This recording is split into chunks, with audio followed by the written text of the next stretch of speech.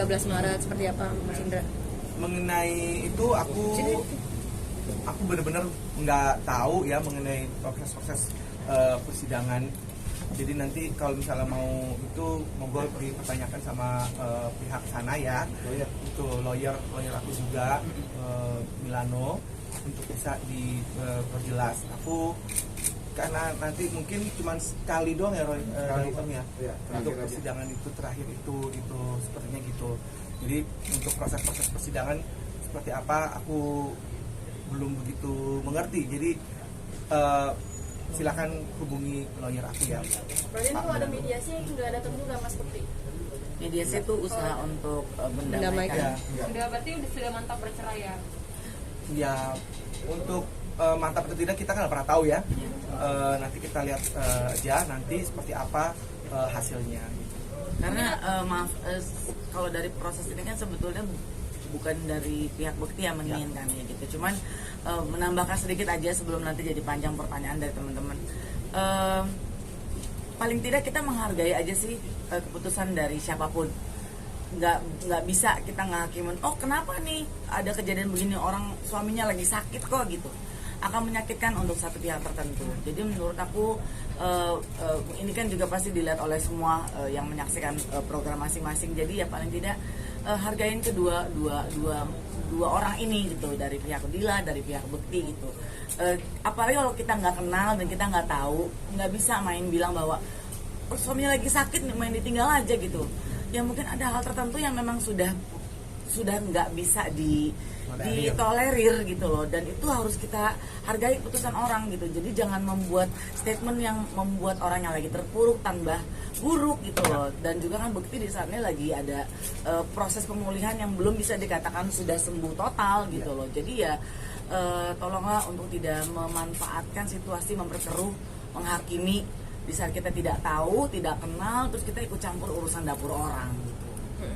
Karena kan sebetulnya perceraian ini Bukti juga nggak mau gitu loh. Tapi saat ini yang aku lihat Bukti berbesar hati untuk menerima situasi seperti ini gitu. Jadi paling tidak kita saling menghargai aja ya. Betul sekali. Usaha Mas Bukti untuk mempertahankan rumah tangga, apakah tadi kata Tendi kan Mas Bukti nggak mau sebenarnya ya usahanya apa Mas? Pada saat dia minta itu pun juga aku berusaha untuk ya coba dipikirkan lagi, dan kemudian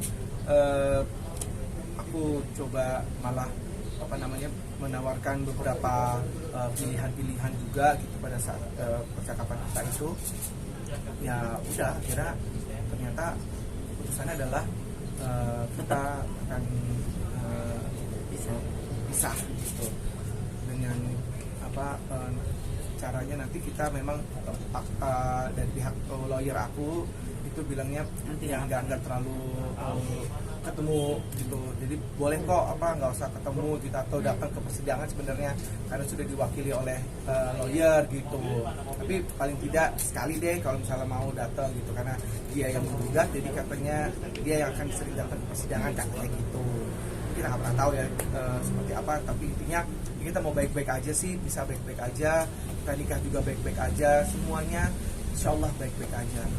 Soal saling unfollow dari sosmed, ya Dila duluan yang unfollow gimana? Iya betul, ya udahlah itu urusannya dia, itu terserah dia mau. Iya sih, kalau soal follow sih udah nggak terlalu hal yang jadi cukup penting untuk dihubungkan dengan konfliknya mereka gitu. Jadi kalau ada api kecil jangan dibikin gede-gede gitu loh. Karena kan kasihan, aku sih ngehargain mereka berdua ya gitu. Satu sisi Bukti sahabat aku yang udah lama sekali, satu sisi Dila istri dari sahabat aku. Ya dua-duanya ini kan yang sangat aku jaga, yang sangat aku sayang.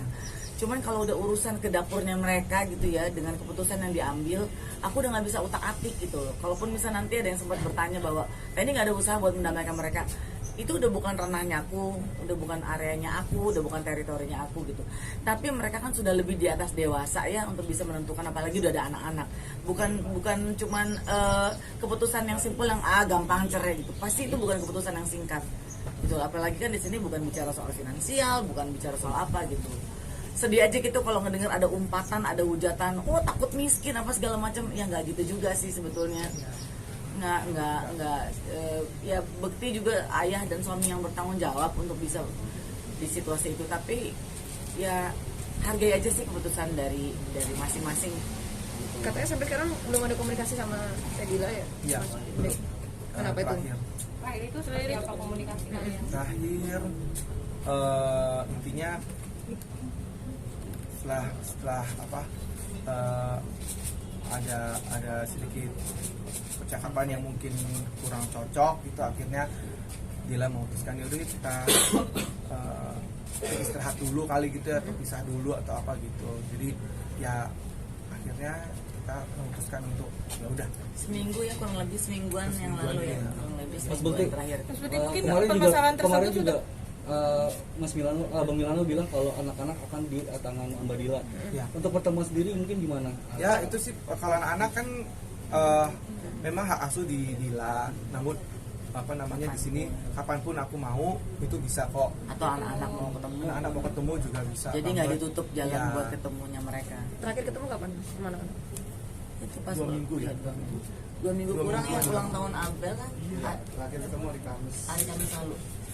Itu kan udah lama banget, kenapa ini aja belum pisah tapi udah temunya udah selama itu, udah 2 minggu yang lalu ini. anak-anak Ya, seminggu. mempertanyakan juga Mas Ah, ah. Kak Bekti udah pisah juga dari Ya itu aku belum tahu makanya. Kan mereka lagi nggak ketemu, jadi Bekti nggak tahu anak-anak mempertanyakan Bekti atau enggak. Ya. Karena kan anak-anak sama Dila kan.